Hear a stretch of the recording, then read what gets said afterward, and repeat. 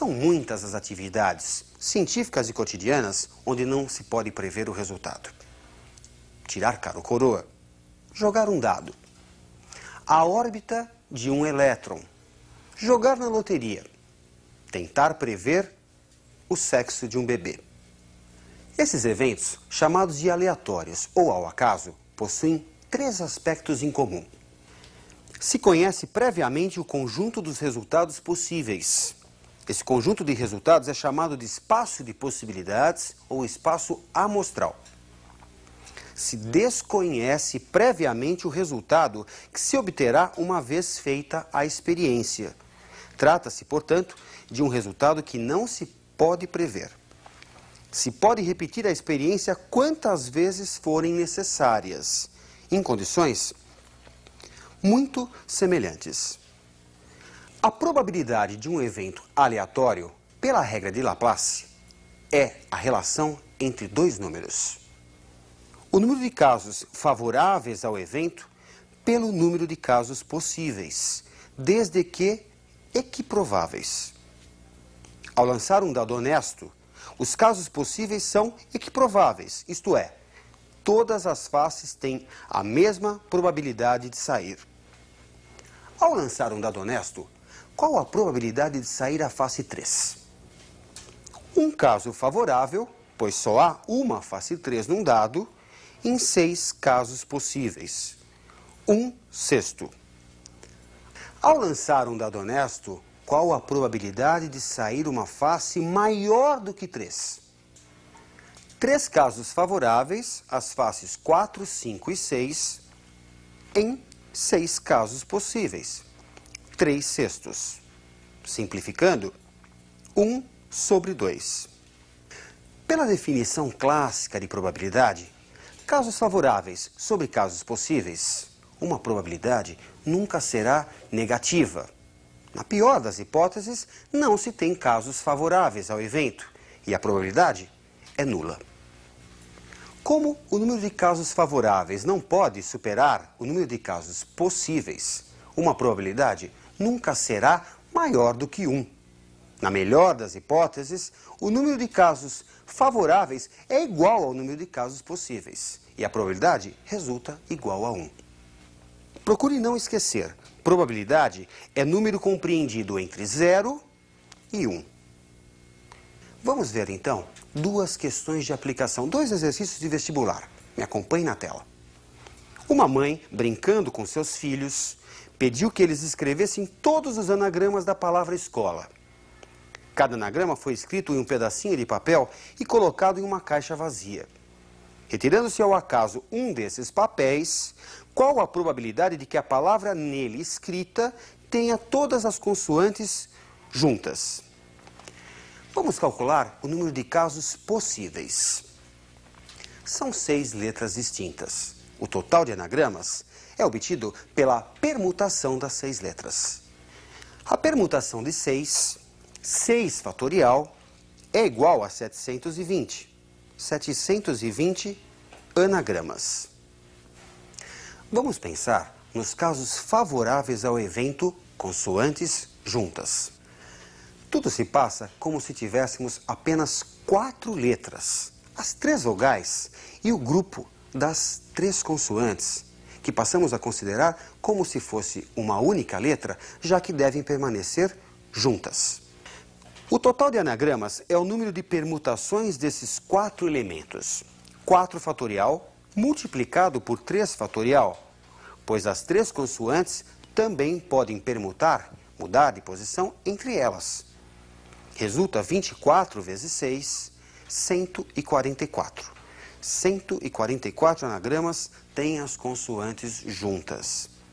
Escolhido um papel ao acaso, a probabilidade de que as consoantes estejam juntas é de 144 casos favoráveis em 720 casos possíveis. Simplificando, temos 1/5. Vamos fazer mais uma questão de aplicação. Me acompanhe na tela. Para desligar seu sistema de segurança, devem ser acionados simultaneamente 3 determinados botões de um painel que possui 5 botões. Qual a probabilidade de desligar-se o sistema, escolhendo-se ao acaso, aleatoriamente, os 3 botões? Vamos calcular o número de casos possíveis. São 5 botões e devemos escolher 3. Como a ordem com que você escolhe os botões não importa, trata-se de uma combinação simples. Observe o painel na sua frente. Você vai apertar o primeiro botão. Quantas possibilidades você tem? 5. Qualquer um dos botões. Você escolhe um e mantém apertado. Você agora deve escolher o segundo botão. Quantas possibilidades você tem? 4. Mantenha-o também apertado. Você deve escolher um terceiro botão. Quantos botões ainda restam? 3. Assim, o número de casos possíveis é 5 vezes 4 vezes 3. Como a ordem não importa, descontamos a permutação dos 3 botões escolhidos dividindo por 3 fatorial, que se pode escrever como 3 vezes 2. Resulta 10 escolhas possíveis. Como você deve escolher 3 botões, e são 3 os botões que desligam o sistema, só temos um caso favorável, a sequência certa. A probabilidade resulta em um caso favorável em 10 possíveis. 1/10.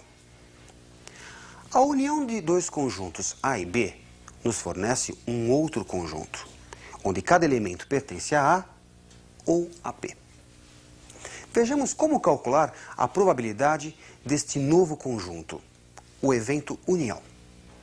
Se o número de elementos de A unido com B é o número de elementos de A mais o número de elementos de B, menos o número de elementos da intersecção de A e B, então a probabilidade de A unido com B é a probabilidade de A mais a probabilidade de B menos a probabilidade da intersecção. No caso de eventos mutuamente exclusivos, isto é, que não possuem elementos em comum, a probabilidade da união é simplesmente a soma das probabilidades. Vamos resolver uma questão sobre a união de eventos. Me acompanhe na tela. Em um colégio foi realizada uma pesquisa sobre atividades extracurriculares de seus alunos.